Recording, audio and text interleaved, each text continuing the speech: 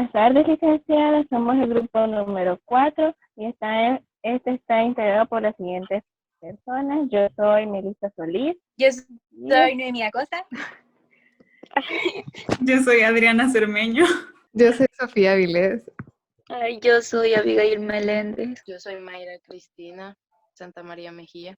Bueno, ya que nos presentamos, vamos a empezar con el debate sobre los temas que encontramos en el aula virtual. El primer tema que vamos a discutir es el deterioro medioambiental y les voy a ir haciendo unas preguntas para que las puedan responder según su punto de vista, según lo que hemos estudiado en clases. Y vamos a empezar con la primera pregunta, que es, ¿qué es el deterioro medioambiental? Que es prácticamente el resultado que afecta al medio ambiente según las actividades humanas. A mí me Ajá. parece que es como que todas las acciones que el ser humano hace y que afecta al medio ambiente. Ujú. Sí, como ustedes dicen, que todas las acciones que hacemos como los humanos, ¿verdad? Pero también puede ser por otras causas, que no sean solo por el ser humano, ¿verdad? Ajá, es importante como saber que no todo el deterioro medioambiental viene del ser humano, porque un ejemplo de deterioro medioambiental que no es del ser humano directamente, porque en parte sí, es por ejemplo los incendios que hubieron en Australia. Eso no fue directamente causado por el ser humano, aunque toda la contaminación, todo lo de la capa de ozono, todo el calentamiento global que se ha venido dando en estos últimos años también hizo que esto se pudiera como propagar mucho más rápido, que se diera. De algún desastre natural que haya causado deterioro medioambiental, que sea ya por los procesos geológicos de la Tierra, pueden ser las erupciones volcánicas. ¿Y ustedes qué impacto creen que tiene el deterioro medioambiental en la salud de las personas? Tiene un impacto negativo, porque la verdad, gracias a este deterioro medioambiental se han propiciado nuevas enfermedades. ¿Cómo cuáles? Por ejemplo. Por ejemplo, enfermedades respiratorias o algunos cánceres. Meli. No, que también el deterioro medioambiental ha causado, como decís, diferentes enfermedades y también ha causado que el planeta como que se va destruyendo solito. Y entre las enfermedades que ha causado, por ejemplo, son esas enfermedades respiratorias, como dijeron, también las enfermedades. También creo que algo como bien actual ahorita, yo estaba leyendo de que incluso todo eso del deterioro ambiental y la polución como afecta mucho al sistema respiratorio y todo eso también puede contribuir a que hayan zonas donde sea más fácil que las personas se enfermen por el coronavirus, que es lo que está más actual ahorita. Yo leí de que eso causaba más las enfermedades respiratorias, tanto agudas como crónicas. En agudas hacía referencia a la neumonía, si no me equivoco, y en la crónica hacía referencia al cáncer. ¿Y de qué manera creen que todo este deterioro medioambiental se evidencia en el país? Bueno, por ejemplo, aquí en el país, si nosotros observamos, muchos ríos están contaminados, muchas veces con desechos tóxicos y con basura que nosotros mismos podemos lanzar a los ríos y mantos acuíferos. Ujú. Yo creo que una de las principales, digamos que es como de las más notorias que se pueden ver, porque sabemos que las enfermedades y todo eso también son causadas por esto, pero quieras o no, esto es más algo crónico, algo que se va dando con el tiempo, pero una cosa que creo que todos podemos ver es como bien directamente, bien inmediato, es por ejemplo cuando llueve, que por el deterioro medioambiental se hacen todas las inundaciones y también, Se tapa todo. y no solo porque se tapen las cañerías o porque se tapen los tragantes o algo así, sino, por ejemplo, en los bosques o así, como la deforestación está tan avanzada, ya la tierra no puede como absorber tanta agua y por eso se hacen deslaves, se hacen derrumbes y las inundaciones se hacen también peores, ¿vea? También otro ejemplo podría ser eso del cambio climático, que aquí en El Salvador se ve bastante y que afecta principalmente a los agricultores, que ahora ya no llueve en los mismos periodos de tiempo, llueve menos. Es bien incierto, incluso todo eso del fenómeno del niño y el fenómeno de la niña también se ven muy relacionados a esto del cambio climático y el deterioro medioambiental.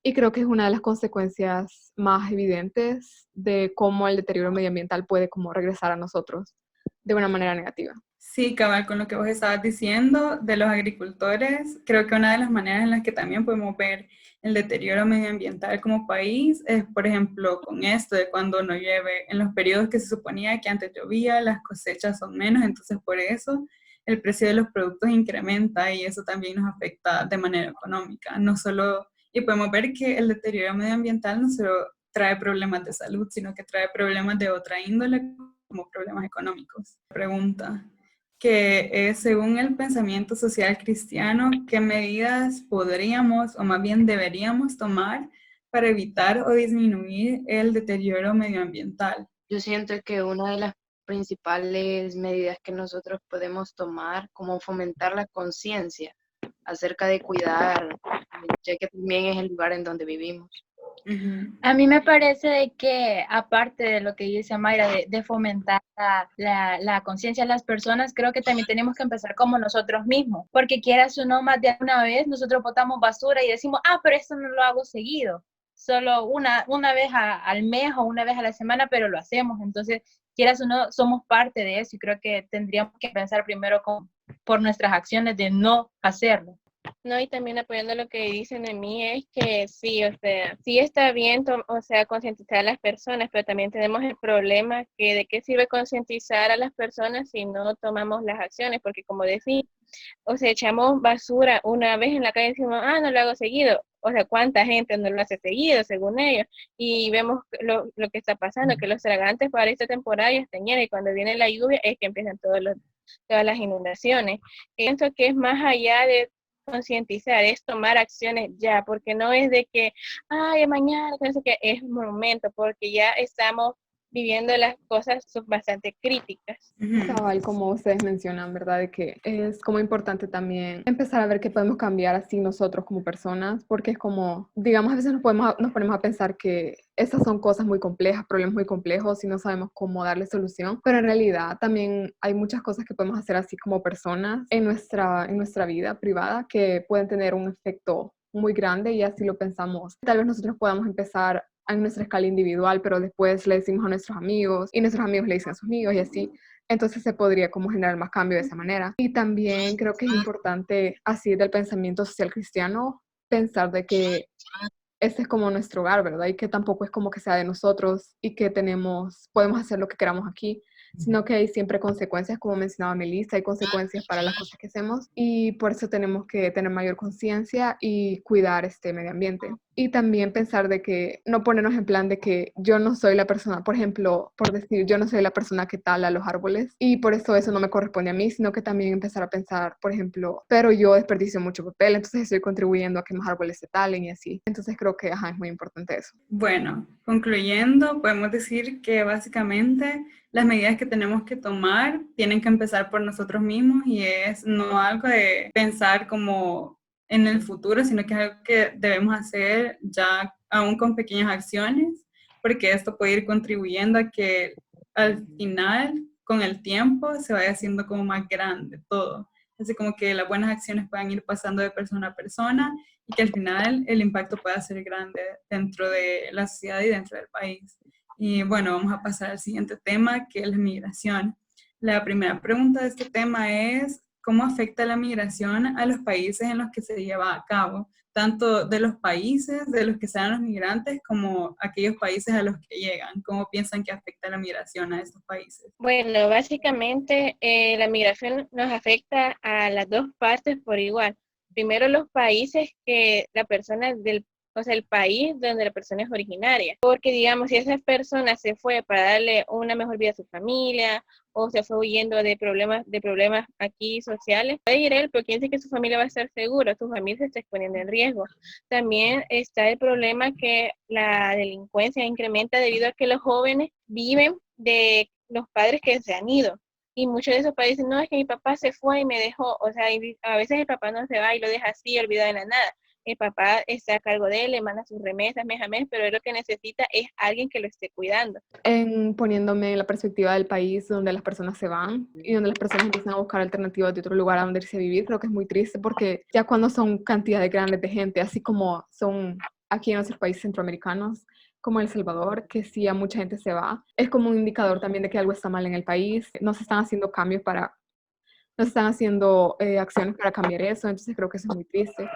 Pero también por la parte del país que recibe a esas personas, creo que también es, como decía Melissa, también ellos reciben parte de las consecuencias, porque ya cuando se tratan así de grupos muy grandes de personas que están viajando, como en el caso de los latinos, ya se generan como una desestabilización en ese país, tanto en lo económico como en lo social. Y hasta cierto punto se puede también entender por qué estos países se ponen a veces en plan que no quieren dejar entrar más migrantes, aunque también esto iría en contra del pensamiento social cristiano. Y hablando ya del pensamiento social cristiano, ¿cuál creen que es la opinión de este acerca de la migración? Bueno, para empezar, yo creo que lo que el pensamiento social cristiano, según lo que hemos visto todas estas clases, lo que podemos ver que defiende el pensamiento social cristiano bastante es la justicia y es la, digamos, calidad de vida para todos. Y la verdad es que yo, en mi opinión, no pienso que el pensamiento social cristiano esté tan en contra de la migración, porque quieras o no, estas personas no lo hacen por hacer algo malo, sino que ellos simplemente quieren salir adelante. Sin embargo, yo pienso que el pensamiento social cristiano defiende más la postura de que los migrantes deben quedarse en su país, ya que el país debería ser capaz de proveer a las personas todo lo que necesitan, que es algo que lastimosamente en nuestros países, más que todo en los países latinos, creo que es algo que no se ve porque de estos países son donde está la mayor cantidad de migrantes, más que todo también los países centroamericanos. Entonces, yo pienso que en el pensamiento social cristiano podemos ver de que, o sea, sí, no está mal del todo que las personas se vayan, pero que hace o no, es mejor o sería mil veces mejor que las personas se quedaran, porque cuando las personas emigran, se destruyen familias y quieras o no, creo que todos hemos escuchado la frase de que la familia es la base de la sociedad, entonces esa base se vuelve más débil y la sociedad empieza a decaer. Entonces, según el pensamiento social cristiano, yo pienso de que sí, la mejor opción o lo mejor sería de que las personas pudieran encontrar todo lo que necesitan en su país y no tuvieran que recorrer a estos métodos que son bastante peligrosos o que atentan ante su dignidad como persona o ante sus derechos para poder salir adelante, sino que deberían tener maneras dignas de ganarse la vida, de poder tener una buena vida aquí en el país. También reforzando lo que vos decís, y ya con eso agarré como una idea, es que sí, o sea, las personas básicamente la causa de la migración es la pobreza y todo eso, los problemas sociales. Se supone que si un país es sostenible, su gente no tiene por qué estar saliendo. Vaya, y en base a todo esto que hemos dicho, que solo una persona diga una solución o según el pensamiento social cristiano, ¿qué se podría hacer para erradicar el problema de la migración o para, si no erradicarlo, porque creo que los problemas nunca se pueden resolver de manera completa, sino que para mejorar todo el panorama de la migración que existe en nuestro país, solo una persona? Yo considero de que sería una solución muy clara tratar de llenar los vacíos sociales. Con esto me refiero a tratar de solucionar el problema de la violencia, implementar oportunidades de empleo y también oportunidades académicas para que las personas puedan acceder a una mejor calidad de vida. Bueno, vamos a pasar al siguiente tema, que es la violencia. Es un tema bastante extenso, pero vamos a tratar de resumirlo un poco. La primera pregunta es, ¿cuáles piensan que son los motivos que hacen que surja la violencia? Quizás sí es algo bastante complejo, pero así como tratar de aislarlo, creo que sí sería algo muy interno de una persona que empieza a hacer actos así de violencia por alguna circunstancia de su vida, recurre a esos actos, pero ya viéndolo así como un fenómeno social, la violencia, también es muy complejo, entonces hay varias cosas que podrían influir y que incluso que se nos dice, ¿verdad?, de que la violencia también es un ciclo que se va repitiendo y así como se puede dar algún acto de violencia, este acto de violencia va a tener otras consecuencias que pueden dar a luz otros actos de violencia, entonces también es como bastante vicioso ese ciclo y bastante complejo pensar las posibles causas de la violencia, pero quizás alguna podría ser el contexto de pobreza, donde a veces las personas tienen que recurrir a esto de la violencia o están inmersas en un mundo donde piensan que la única manera que pueden obtener algo es si lo exigen, si usan la violencia. Podría ser alguna de las causas. Yo, en mi punto de vista, yo siento que la violencia es el resultado de los sentimientos negativos de las personas, porque digamos que el primer ejemplo de violencia registrado, vea, que existe en la vida, en el mundo, es por ejemplo la historia de Caín y Abel que está en la Biblia, que digamos que cuando Caín mató a Abel es el primer acto de violencia que se registra en la Biblia, de hecho. Entonces, ¿y por qué lo mató? Por envidia o porque le tenía celos. Entonces, pienso que cuando estos sentimientos negativos en una persona ganan fuerza, entonces ahí es cuando viene la violencia. Y ya cuando una persona ha hecho violencia, generalmente la respuesta del ser humano, vea, por naturaleza, no es quedarse ahí callado, quedarse ahí sin hacer nada, sino que también es una respuesta violenta, y así es como se hace este círculo vicioso, y por eso es que sentimos que muchas veces la violencia no se acaba, porque la verdad es que el ser humano por instinto es bastante violento, o sea, como que ve una injusticia y quiere actuar y así. Entonces, según mi punto de vista, esas son como las razones por las que la violencia viene. Y también la otra pregunta es, ¿cuáles son las manifestaciones de violencia que ustedes ven que se dan más aquí en el país? Una Más de que las todo, manifestaciones que vemos aquí evidenciadas en el país podría ser los asesinatos. Muchas veces asesinan a personas solo por tener ideales distintos, como se pudo ver en la guerra. En segundo lugar, lo de las pandillas, por pertenecer a grupos contrarios o tan siquiera vivir en un lugar a contrario, donde no tienen sus mismos fines o pensamientos. violencia psicológica se podría decir, o la violencia física. También otro tipo de violencia que yo siento que existe, por ejemplo, la violencia verbal. O sea, no siempre la violencia se manifiesta en lo físico, así como vos decías, también existe la violencia psicológica, que es eso que viene con las palabras, que es, por ejemplo, lo que se ve en los casos del ciberbullying o ese tipo de cosas, que la persona no está cara a cara y no se puede golpear, ¿verdad? No golpean a las personas, pero sí les dicen cosas que atentan contra ellos como personas, y eso también yo lo considero como violencia. No sé ustedes qué piensan de eso. Sí, yo lo considero también como violencia eso del ciberbullying, porque aquí en El Salvador creo que no ha sonado tanto como un caso así de violencia, o sea, de un niño que le haya pasado algo, pero ya sabemos que han habido varios casos de que hay niños que han decidido quitarse la vida. Y otra imagen aquí de violencia en El Salvador sería también la violencia que pasa en los hogares, porque o sea, según varios psicólogos dicen que un niño al ver violencia en su casa,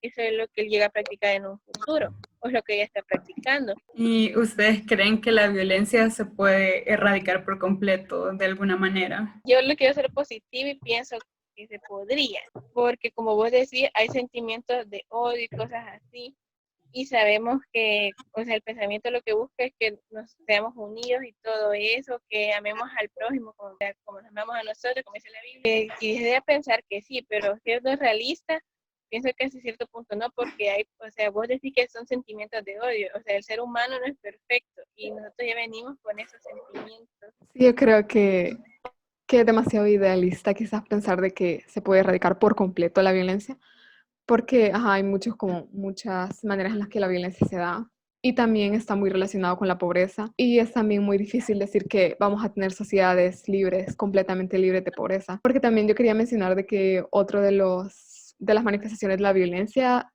que se dan aquí en el país también es la violencia estructural, que creo que lo mencionamos en la clase, que viene también por la privación de las necesidades básicas que se dan en un país, que también es un tipo de violencia. Entonces también en ese caso estaría muy relacionado con la pobreza, y creo que ese sí es uno de los tipos de violencia que se ven mucho y que muchas veces no pensamos que es violencia en sí. Yo pienso de que así con la pregunta que hiciste, Adri, de que si se puede erradicar por completo la violencia, pues yo pienso que la verdad que no, es demasiadas causas lo que provocan este problema. Y por ejemplo, si podemos solucionar cierta cantidad de asesinatos cada día, pero no se puede controlar el pensamiento de la persona, la mente de los humanos es poderosa, y como decís que el sentimiento de ira, de enojo, de envidia, ahí está, y eso no se puede como que erradicar.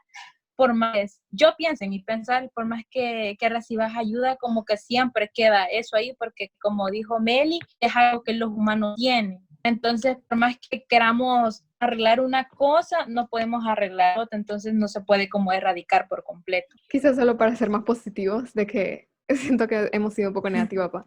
Definitivamente sí podemos como hacer acciones que ayuden a solucionar en parte ese problema y tal vez podríamos derivar puntos específicos en los que sí se puede solucionar o así, pero ajá, definitivamente ya siendo muy idealistas no se podría, pero sí se pueden hacer muchas acciones que se violan a diario que sí se podrían mejorar. Una de las acciones, o bueno, de las causas que vos mencionabas era, por ejemplo, la pobreza, y justo ese es el siguiente tema, que es la pobreza estructural. Es un tema que yo siento que es algo complejo porque no es lo mismo hablar de pobreza que de pobreza estructural según mi punto de vista, pero no sé qué entienden ustedes por pobreza estructural. Hoy estaba leyendo unas bastante cerca de la pobreza, ¿verdad? Por lo del foro. Y creo que también lo de la pobreza estructural se deriva más que nada porque en un inicio, cuando se empezó a analizar la pobreza, se consideraba más en base a los ingresos y al dinero con el que sobrevivía cada persona al día. Y por eso se había fijado lo del 1,99 al día, que si vivís con menos de un dólar 99 al día, sos considerado dentro de la pobreza extrema. En cambio, pero también habían consecuencias, había un lado negativo de solo considerar la pobreza en base a los ingresos, porque también la pobreza se manifiesta de otras maneras. Entonces creo que ahí es donde entra la pobreza estructural, donde ya se tienen que analizar las necesidades básicas y el cumplimiento de estas, sin cerrarnos solo al ingreso que pueda tener una persona. No, que también ajá, con lo que dijo Sofía, con lo que abrió la semana pasada, que o sea, existe la pobreza, pero quizá no todos en la misma categoría, porque creo que también dije de que, o sea, hay personas que sí viven con menos de 1,99 al día, pero digamos que son personas que en el campo tienen comida, tienen cierta forma, pueden ir a traer agua, y hay personas que digamos que vivimos en la ciudad y viven con 1,99 al día y no tienen, digamos, techo y nada de eso, esas personas sí tienen otro grado de pobreza, porque quizás carecen de una vivienda, carecen de los servicios básicos. Y algo que mencionabas vos es que esta pobreza, este tipo de pobreza va como por niveles, ¿vea? Y existen diferentes niveles, como esas personas que no tienen nada, pero así absolutamente nada. Y no sé si ustedes alguna vez han escuchado que la gente dice que la pobreza se puede como solucionar si se educa de manera adecuada a la gente. ¿Ustedes piensan de que este tipo de pobreza se puede erradicar de esta manera por medio de la educación? A mí me parece que sí podría ser como una solución el educar a las personas, porque la mayoría de esas personas que son pobres es porque no pueden obtener un trabajo, y no pueden obtener un trabajo porque no son como especializados o no hay un título que los ampare como profesionales. Entonces me parece que sí que sería una solución educar a las personas para que se pueda como... Yo considero que sí, la educación es vital, pero no es la educación así, digamos, a nivel académico, sino educar a las personas a que ellos pueden salir de la pobreza, o sea, y no hacen nada, porque hay personas que son pobres y aunque sean que lo que hacen, se buscan ir a vender dulces o algo así para salir adelante todos los días, mientras que ellos solo se echan ahí a decir que son pobres y no tienen que comer. Hay que educar a las personas con eso de que ellos pueden salir adelante si ellos quieren, o sea, trabajando, y no que va, o sea, porque eso es lo que critica varias gente, que lo que hacen es irle a dar dinero, y o sea, ¿qué estás haciendo? No estás haciendo nada, seguís manteniendo a un aragán, que no va a hacer nada. O sea, yo considero que hay que educar a las personas, no solo en el nivel académico, sino hay que educarlos a cambiar esa mentalidad que ellos tienen de que son pobres y van a morir siendo pobres, porque eso no está inscrito en... Yo estoy de acuerdo con mi compañera Melissa porque considero que la educación es una de las claves para erradicar la pobreza, pero también va la voluntad que tenga la persona para salir adelante, porque hay muchas personas que tienen la posibilidad de acceder a estudios y no lo hacen por pereza o situaciones que son ajenas a no tener recursos económicos para poder educarse. Igual reforzando la idea de ellos, siento que la educación podría ser como primordial para lograr salir de eso, así mismo como mencionaban la voluntad que estas personas tengan. Siento que todo, digamos eso, todas las personas se pueden ir forjando según la educación que se les va implementando a cada una de ellas. Yo sostengo la opinión de que sí, definitivamente tenemos que educar a las personas y que con la educación se puede salir de la pobreza. Como decía Melissa, que tenemos que enseñar a las personas a, por ejemplo, que si nunca consiguieron un título y por eso no tienen un trabajo, se puede trabajar de otras maneras, ¿verdad? No necesariamente en una oficina o algo así que requieran títulos, sino que existen mil maneras en las que se puede trabajar, ya sea trabajando en la tierra o, no sé, emprendiendo o con algo, ¿verdad? Como decían también, con eso de vender dulces, es una manera de ganarse el día a día. Pero también pienso que en casos de personas como las personas que son de la tercera edad y que son pobres, a ese tipo de personas creo que ya están en una edad muy avanzada como para que ellos puedan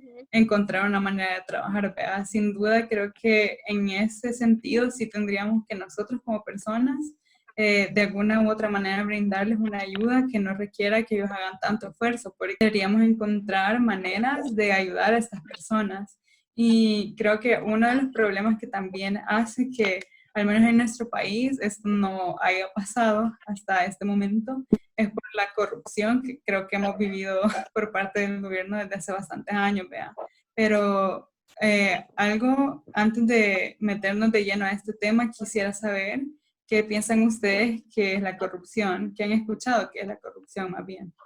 Pero pienso que la corrupción es todo esto que hemos visto, que todos estos gobiernos que han pasado, que han dado donativos y ese dinero nunca ha aparecido.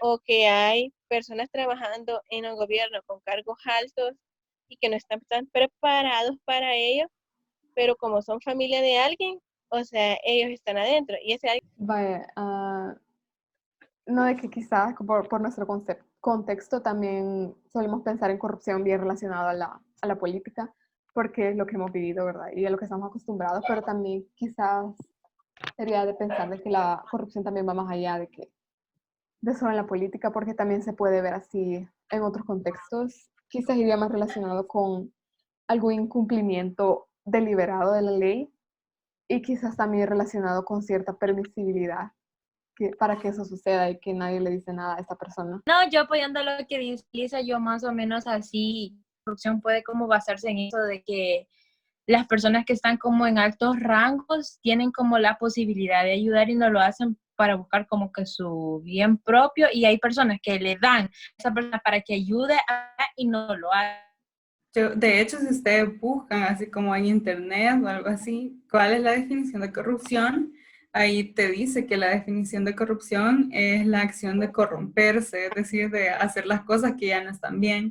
Entonces, apoyando lo que decía Sophie, en definitiva podemos ver que la corrupción se da más allá que en ámbitos políticos, pero generalmente pensamos en la corrupción como algo que se da en política porque es a lo que estamos acostumbrados, ¿vea? Es algo que vemos bastante, que ha pasado en nuestro país a lo largo de los años y que muy probablemente sigue pasando y va a seguir pasando, pero la corrupción, yo pienso, en mi opinión, que se puede dar aún en acciones súper pequeñas, porque, por ejemplo, así, no sé si alguna vez escucharon así como ese chiste de que las tesoreras de los grados, vea, del colegio se quedaban con el dinero o algo así. Entonces, por ejemplo, eso que, digamos, no es algo que va a tener un impacto demasiado grande, así como en toda la sociedad, vea, eso es algo que se da solo dentro de un salón de clases, pero eso también es un ejemplo de corrupción. No sé qué otros ejemplos ustedes han escuchado que no sean en el ámbito de la política. Así también los ejemplos como digamos, el que siempre va mal en el grado y milagrosamente pasa. ¿Y ustedes de qué manera piensan que afecta la corrupción en el desarrollo del país? Yo creo que la corrupción, como vos decís, va, de que la corrupción es el verbo de corromper, entonces me imagino y pienso de que en cosas tan pequeñas como esas, como a un lado nuestra honestidad como persona y de actuar bien en cosas tan pequeñas como esas, no digamos en cosas tan grandes. Entonces me imagino de que sí afecta demasiado en el desarrollo del país, porque afecta nuestra honestidad. Yo también considero de que afecta bastante y de forma negativa porque nosotros hemos podido evidenciar casos de corrupción, como por ejemplo los gobiernos, ¿verdad? Que se han robado tantos millones de dólares que podían haber sido invertidos más bien para poder erradicar problemas como la violencia, como la pobreza, o para poder ser invertidos en programas de beneficio social. Yo siento que la corrupción, digamos, así mismo como nosotros vemos a los a los estados más grandes, que estos son corruptos, siento que de una u otra forma nosotros solimos seguir el ejemplo de esto, corrompiéndonos en cualquier cosa, como mencionaban anteriormente, quizás en casos pequeños e incluso en casos desde más grandes. Un ejemplo se podría mencionar, digamos, en un juzgado donde están defendiendo a un asesino, pero el juez quizás fue corrompido o algo y este toma la decisión de dejar libre al señor. Ujú. También creo que en el caso del desarrollo de un país y de la política, creo que en el caso, bueno, sí, en los países donde se da mucho la corrupción, ahora ya hay como una desconfianza hacia los políticos, ya tenemos como como como ese prejuicio hacia ellos de que son corruptos, y eso puede generar a gran escala que la política dentro de un país no se tome en serio, que se ha visto de hecho así, por ejemplo, en el país, en El Salvador, que se ha visto que incluso un gran descenso en las personas que van a votar y el interés de los jóvenes por la política. Y eso sí tendría como un impacto bastante directo en el desarrollo de un país. De hecho, como hablábamos, Suave, así como que muchas veces estos actos que están mal o que llamamos corrupción no se toman en cuenta, por ejemplo, en el momento de hacer un juicio o, por ejemplo, también en las situaciones políticas y todo eso, no se les toman en cuenta a ellos, pero muchas veces sí se les toma en cuenta a personas que han hecho cosas más pequeñas. La oportunidad que se les da a las personas es bastante injusta porque generalmente se les da a las personas que tienen mayor rango o que tienen mayor dinero o mayores posibilidades, que no debería ser así, ¿vea? Todos deberíamos tener la misma justicia sin importar cuánto dinero tengamos o cuántas posibilidades. Entonces, ya con esto vamos a ir hacia la última pregunta, que es también cómo se da la impunidad, de qué otras maneras podemos ver la impunidad en estos actos corruptos. También en lo de la delincuencia, una gran parte de todas esas personas que forman parte de las maras también se llevan una gran parte de la impunidad porque se ha llegado a tal punto donde se les tiene miedo y la gente ya ni siquiera los denuncia ni nada. Entonces creo que en ese sentido también hay impunidad. Aquí terminaríamos ya el debate sobre todos estos temas que hace o no, creo que cada uno de ellos afecta a nuestro país, vea. Y la verdad es que nosotros que somos conocedores, por ejemplo, de las cosas también que se deberían hacer, podríamos empezar nosotros haciendo pequeñas acciones para poder contrarrestar todas estas cosas, porque qué hace uno, el cambio no va a ser de un día para otro, el cambio es algo que necesita bastante tiempo para que se vaya viendo, pero yo sí creo que con la acción de una persona las cosas pueden empezar a mejorar, porque estas acciones se van transmitiendo de persona a persona, así que al final el cambio en la sociedad ya se hace notorio, ¿vea? Y se hace una ayuda grande, ¿vea? A la sociedad y al país. ¿Alguna conclusión? Bueno, yo considero que todos estos problemas sociales han afectado mucho al desarrollo de nuestro país, como por ejemplo, unos van desencadenando otros. Considero de que sería bastante prudente primeramente tratar de buscar formas de impulsar el desarrollo económico y social de un país para que estas problemáticas disminuyan o ya sean erradicadas totalmente. También, personalmente, creo que esta materia del pensamiento social cristiano también nos ha ayudado a ser más críticos con esos problemas, y el discutir temas así como en esa situación que estamos haciendo un debate, también nos hace ser más críticos acerca de la realidad social y pensar más allá de lo que vemos y analizarlo. Yo apoyando lo que dice Sofía de que esta materia nos ha ayudado como que a concientizarnos también, pero al mismo tiempo como ser neutros, como que investigar bien los problemas y no solo por lo que vemos irnos de un solo a un lado, sino que también nos tenemos que investigar a fondo para poder como que darle una solución. Y Esta materia nos ayuda a ver mucho más allá y no solo verlo desde un punto de vista, sino verlo desde diferentes perspectivas, viendo cómo afecta a cada una de ellas y en sí mismo cómo se desglosan las mismas. Entonces, así haríamos por finalizado nuestro debate.